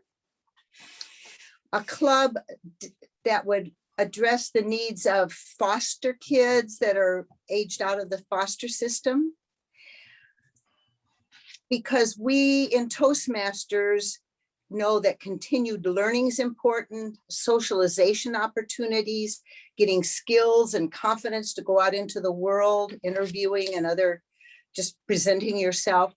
So we could start clubs in areas that have populations that really profit from those parts of Toastmasters. Tom and I, one of our big loves is youth. We're both retired teachers. And so the Gavel clubs have given us great pleasure in helping out Gavel clubs. And those are growing. And I think I'm telling Tom, maybe we should have a Speakers Bureau meeting totally dedicated to the Gavel clubs and bring on some of those young people to share their experiences. Now, I'm letting Tom see, is this appropriate? Well, I'll share it Oh, anyway. sure. Okay, I think Easy. I think I saw someplace about advanced pathways or helping others with pathways, but some of us, we Luddites, are not particularly fond of pathways, and we have thought of having a club. Well, my ideas for names were Back to Basics or Ralph's Rebels, Ralph Smedley. I don't know what he'd think of pathways. Tom thought of Legacy Legions or Pathway Poo-Pooers. But even though it may sound negative to think about something like this, actually there may be a need for such a club, because that would help to avoid losing members who are leaving because of pathways, or people who have left could be brought back.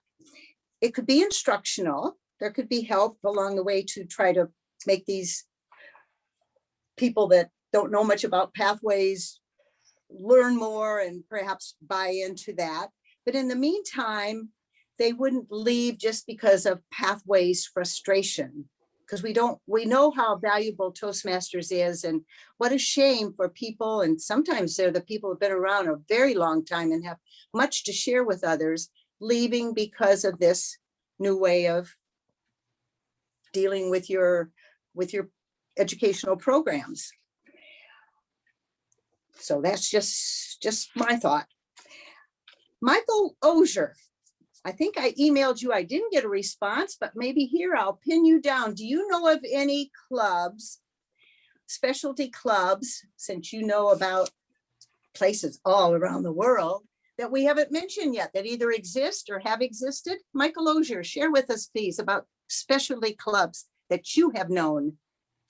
Well, there's two that I can think of. One exists today, the Communication Leaders of the Inland Empire, which we like to think we specialize in longer presentations and workshops, and many of our members do give those workshops.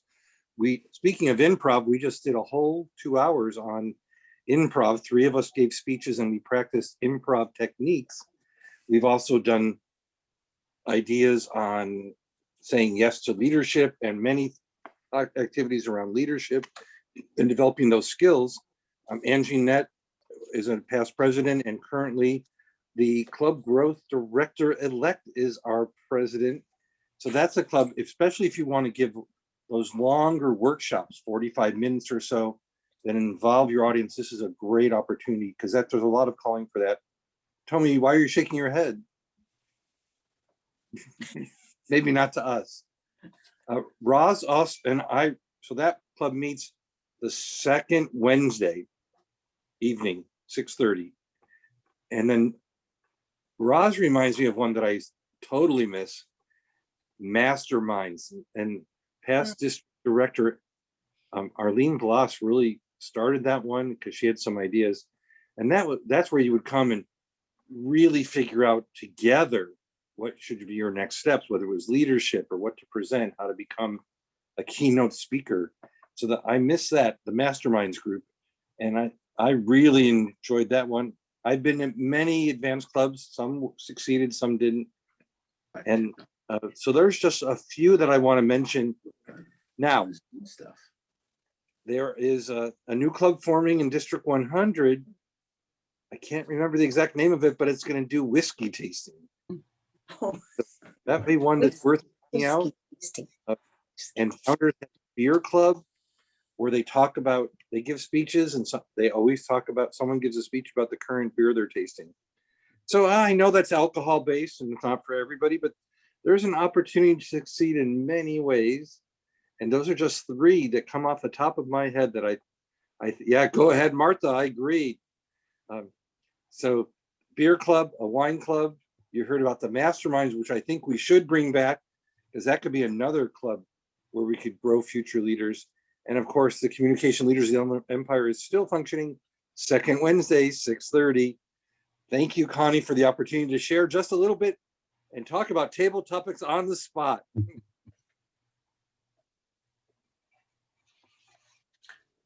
Connie, can I speak to another specialized club?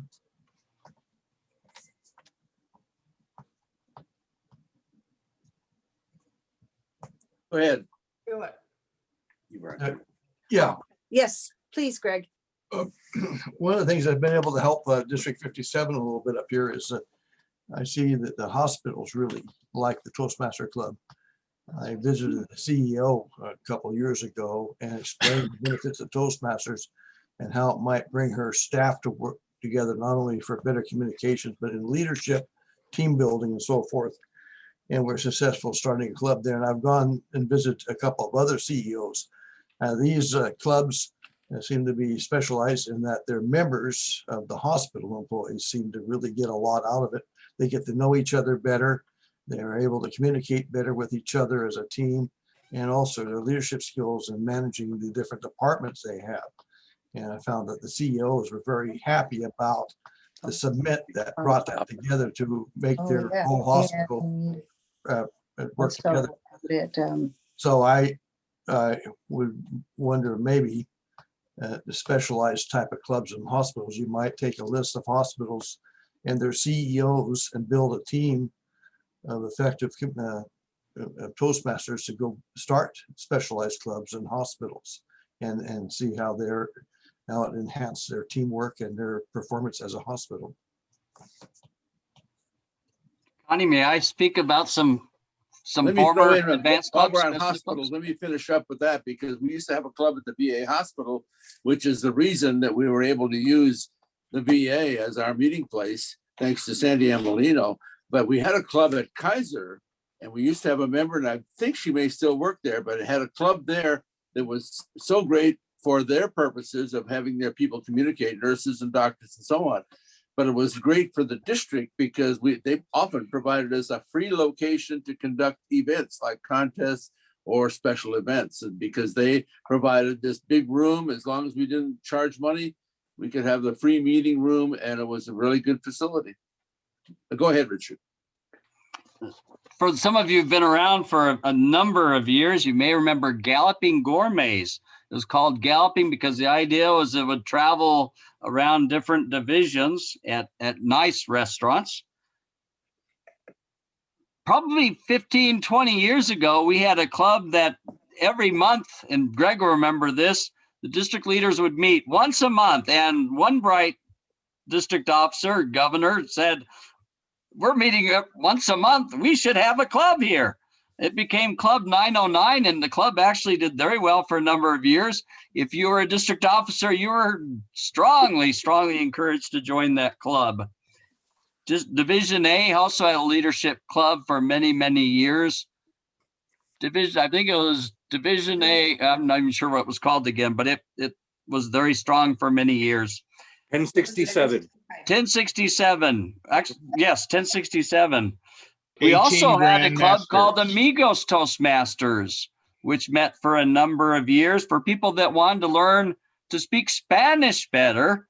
And there's a club in Founders District which calls us ESL Masters #1, but teaching adult English as a second language, I was actually, I think, responsible for the first ESL club in the world, ESL Toastmasters, which met after my class. We would meet, and then I would invite Toastmasters like Marjorie Benish to join us, and we'd have a meeting right after our class. I think we'd be remiss if we didn't mention that District 12 really was put on the map by our prison clubs and our halfway houses clubs. We have just a few left, but at one time, I think we had probably close to 9, 10 prison clubs, and we still do have, I believe, 2 halfway house clubs. So those are a few other additional clubs. Some clubs I know they're in the process, they're trying to form. There's one for Toastmasters over 50. I think I now qualify for that club. They're trying to form that in District 100. 100 is working on a lot of specialty clubs right now. They're also working on a pet lovers Toastmasters club. And I'm not sure if it's 100 or 12 is working on a club for camera lovers. So you love ideas, books, there's lots of ideas. And you probably find people who have a similar idea, similar love. Yes, thank you, Richard. I think it is fascinating to learn just how many specialty clubs or advanced clubs, whatever you want to call them, that have existed over the years. And perhaps we planted just a little seed in the brains of some of you to have some of these brought back or brand new ones. Are there, before I give conduct to Tom to close up here, is there any club that we've forgotten or any ideas for clubs that haven't been mentioned? Marilyn? Maybe this is a segue into what you're going to be talking about next, but I think it'd be kind of interesting while we're still on Zoom to actually have a club. I'm not too sure what is it. It's like an exchange program where there's speakers, exchanges, and evaluators, and all around the world, and have an evaluator from China, a speaker from who knows. It's just the speaker exchange program we used to have. I think, International. kind of a neat thing. That's an interesting idea, Marilyn. Way back, there used to be a program of speaker evaluator teams going out to one another. They pair up two clubs and you'd send a speaker evaluator to a club and they'd send it to your club. And this would just take it a little bit beyond that to where we wouldn't have to be just within our district, but other clubs all around the world. Sounds very interesting. Somebody might want to take that idea and try to make it happen. That's the international contest, right? So. And Connie, that was back before the computer program when we filled out reams of paper to get our clubs in with the reams of paper, which included speaker evaluation teams and what clubs they've been in. You got so many points and you fill out this whole big file of papers and send it to world headquarters. Yeah, it was an actual program that we had. Okay, anyone else before I give Tom the... Connie, there are a couple of people with their hands up. Oh, yeah, I guess I don't see everybody on the screen. Just... Wani Bynum? Oh, okay. Yes, I had a question. There is in the chat, somebody had mentioned an advanced pathways, and I just wasn't sure of what that club did, but it sounded interesting. Does anybody know what the advanced pathways, what their focus is?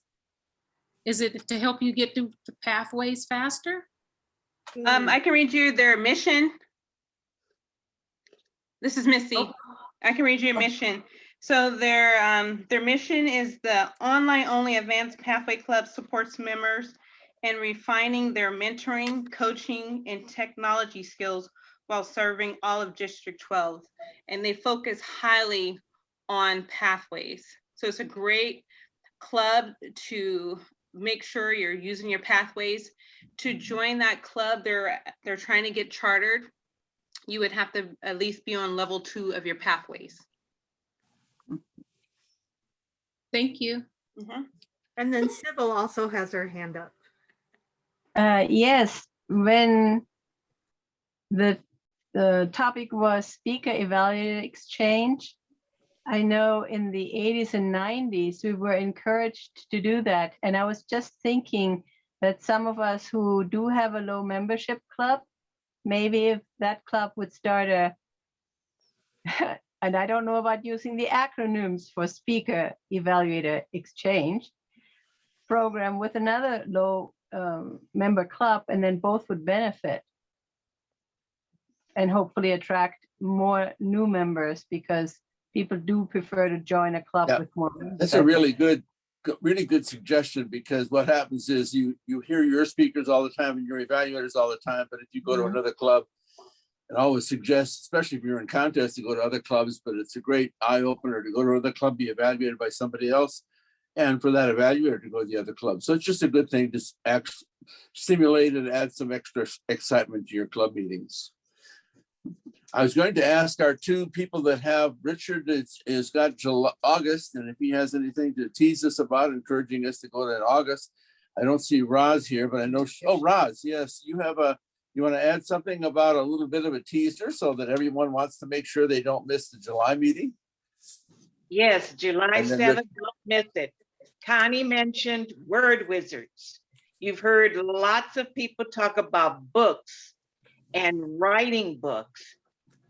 Do you know there's hundreds of people in Toastmasters who have written a book or just love books so much that they want to invite everybody else to read it or join their book club.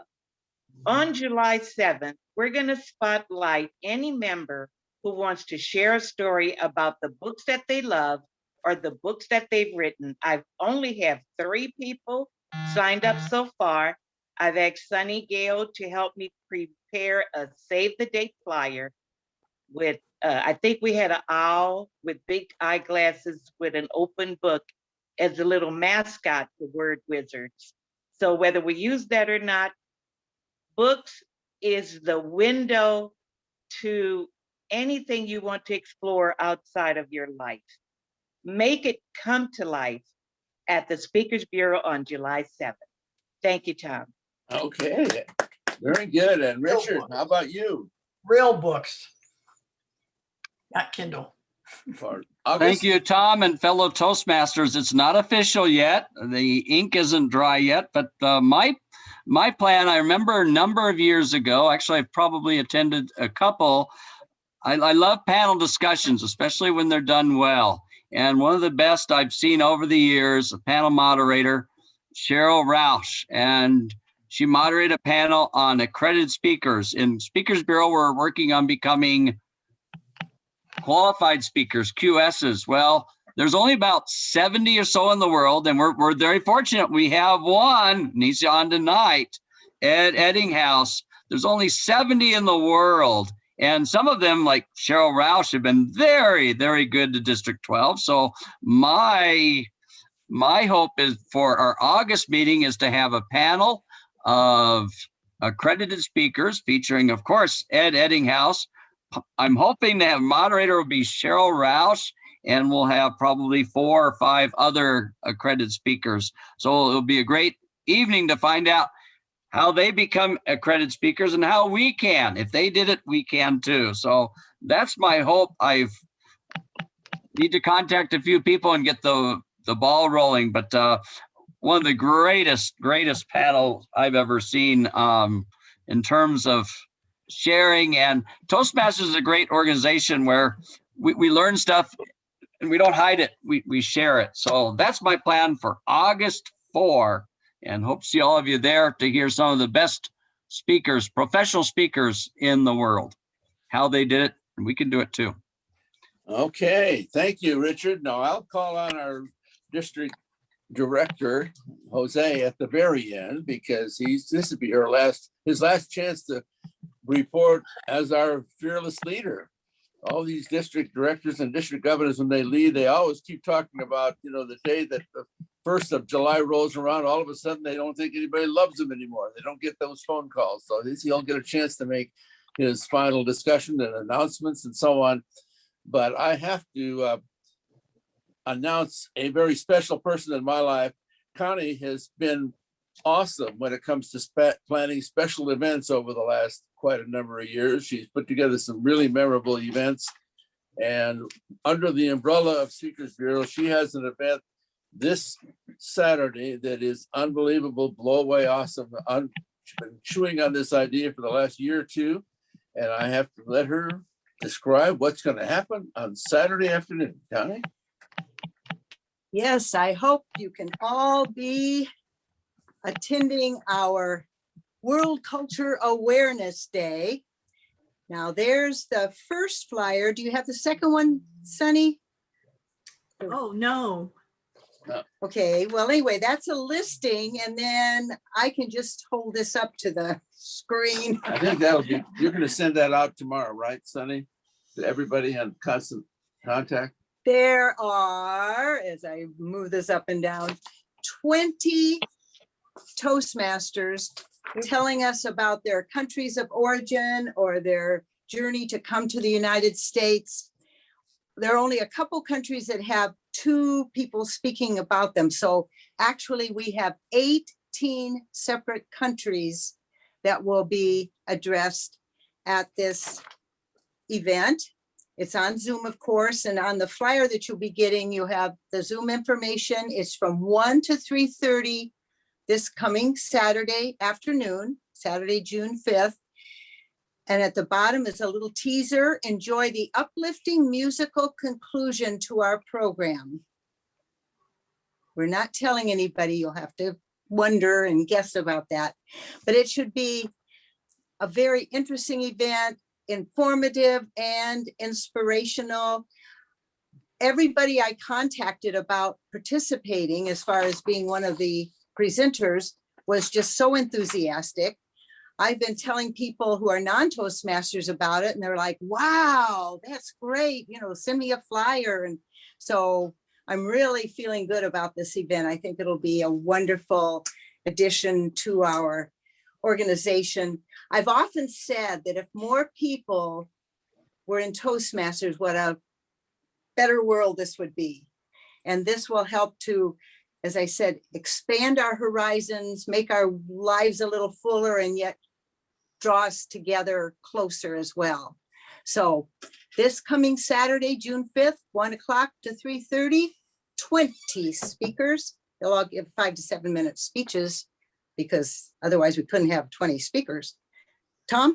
And she's had to actually turn down some people, and there's thought that there may be a sequel. So with that, let's hand over the reins to our fearless leader, Jose Seattle. Tell us about your announcements. Oh, somebody's trying to get our attention. I don't know. Yes. Yes. Can I make an announcement? Oh, Sure. Sunny. Yes, so Connor Cunning, he was a speaker a couple months ago. He did the presentation on humor, and humor to your presentation. And he's going to be doing a humor workshop for Club 1348 on Thursday, June 17, 7 to 8:30 a.m. You can take a screenshot or a picture of the screen to have the meeting information. All are invited, Toastmasters or not. It will be really good. He was fantastic when he spoke for Speakers Bureau. So Tom's always hijacking my meeting to talk about Speakers Bureau, so I had to hijack yours, Tom. That's okay. Great. And Michael Osher had his hand up. I see it's down now, though. Oh, no. I just want to recommend, I'm also involved with Speakers Bureau in District 100. We have a accredited speaker. Let me see if I can say her name properly. She's one of the most recent accredited speakers, Elena Balbanova. She was born in Russia. She's I don't know how to call it. She's a maestro when it comes to piano playing, and she also talks about leadership. So she's going to be at District 100, 7 p.m. If you didn't get enough on Saturday afternoon, 7 p.m. on Saturday evening, I'll send Tom the link so all of you can find, and you get to hear yet another accredited speaker. As you said, there's very few in the world, and she'll be speaking at District 100 Speaker Bureau on Saturday night. Okay, Thank you. send that to me, Yeah, Michael. Mike. I will forward it to the entire list of 100 or so. The other Michael O had his hand up earlier because I wants to ask you, somebody mentioned about a book, Toastmasters for book writers, for, writers in general. Could you put that on an email to let us know who it was that because I'm sorry, I heard it, but by the time there used to be a book club, Toastmaster Club, used to be, but not anymore. Yeah, this is. Someone was suggesting they were going to renew it and then said not Kindle books. Well, some of us make our living by teaching people how to create Kindle books, but that's another story. Yeah. Word Wizards is a club, a book club from the past. And Roz is Rosalind. doing the next Speakers Bureau all devoted to books. So perhaps you'll get information at the next Speakers Bureau. Excellent. Thank you so much.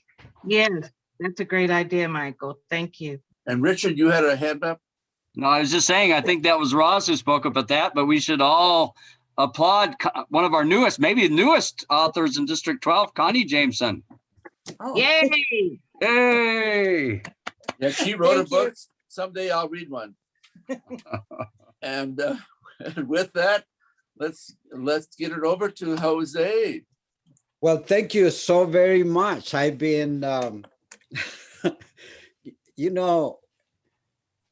all things come to an end. And it seems like in the last few days, I'm realizing that every time I speak is the last speech that I'm going to do for that particular purpose.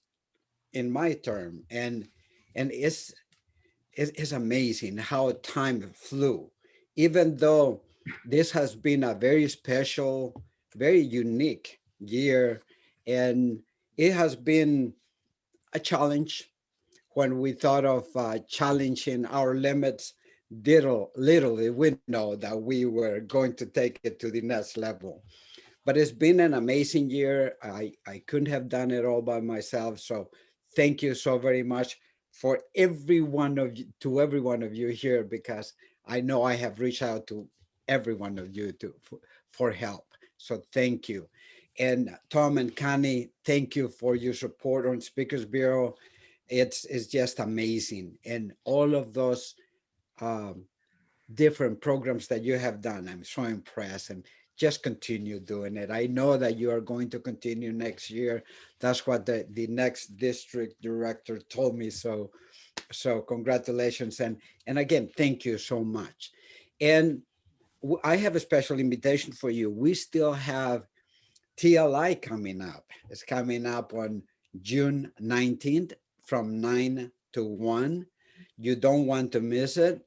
Susanna and her team have put in this amazing program together.